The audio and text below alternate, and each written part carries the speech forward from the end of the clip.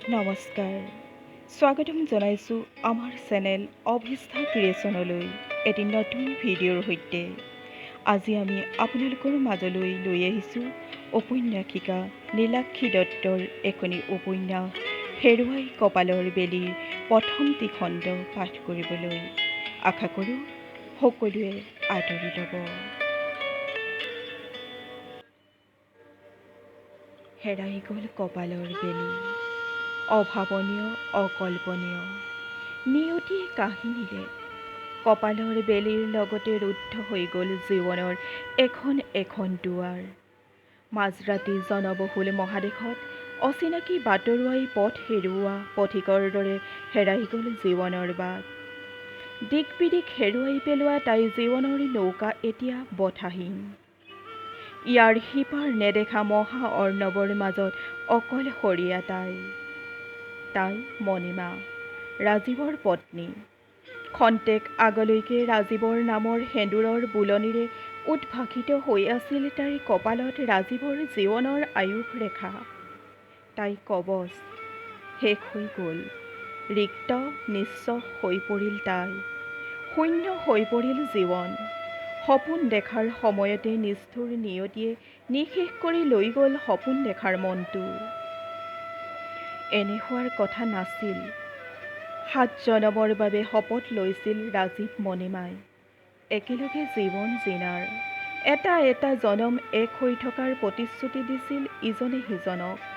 ভবামতে নহ'ল কথাবোৰ, গ'লগৈ ৰাজীৱ আৰু কোনোদিনে উভতি নহাৰ বাটেৰে। অকলশৰীয়া হৈ গ'ল তাই, সমাধি ঘটিল সপোনবোৰৰ। মামাকৰ ঘৰলৈ বুলি ফুৰিবলৈ যোৱা ৰাজীৱে উচ্চ ৰক্তচাপৰ বলি হৈ জীৱন্তে ঘৰলৈ ঘূৰি আহিব নোৱাৰিলে। এয়াই বাস্তৱ, ভাগ্যৰ পৰিক্ৰমা। ৰাজীৱৰ নিথৰ শৰীৰটো কোলাতে সাৱটি লৈ মণিমাৰ উভতনি যাত্ৰা এসপ্তাহৰ আগতে এৰি অহা সেইখন ঘৰলৈ, য'ত তাই হিয়াৰ মানিক 3টা সন্তান তাইৰ বাবে অপেক্ষা কৰি আছে। এতিয়াও সিহঁতক জনোৱা হোৱা নাই সিহঁতৰ মূৰৰ ওপৰৰ চালিখন আঁতৰি যোৱাৰ কথা। কেনেকৈ জনাই তাই, বুকুখন ফাটি যোৱাৰ দৰে লাগিছে। উচ্চতৰ মাধ্যমিকত পঢ়ি থকা প্ৰথম সন্তান জীৱাণুৱে কলেজত চলি থকা বাছনি পৰীক্ষাত নবহি দেউতাকৰ লগত আছিল। কালি তাইক বলেৰে ঘৰলৈ পঠিয়াই দিছিল মণিমাই, কাৰণ আজিৰ পৰা সৰু পুতেক জিষ্ণুৰ মেট্ৰিক পৰীক্ষাৰ বাছনি পৰীক্ষা আৰম্ভ হৈছে।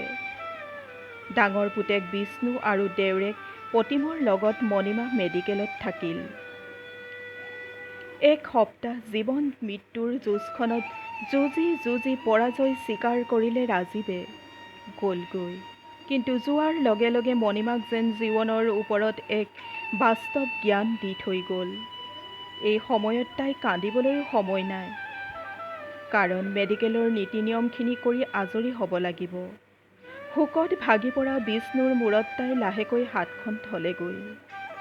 নিজকে কঠোৰ কৰাৰ পণ লৈছিল তাই। মাকৰ হাতৰ পৰশ পাই দুগুণ শোকত ভাগি পৰিল সি। তাক আঁকোৱালি ধৰি বুকুত সুমুৱাই ল'লে তাই। কান্দক সি, বুকুখন পাতল হ'ব। এতিয়াতো ইয়েই সাৰথি তাই জীৱনৰ।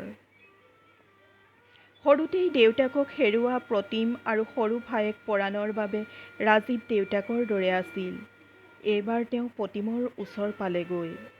তাকো বৰ্তমান কৰিব লগা কামখিনি সম্পূৰ্ণ কৰিবলৈ ক'লে।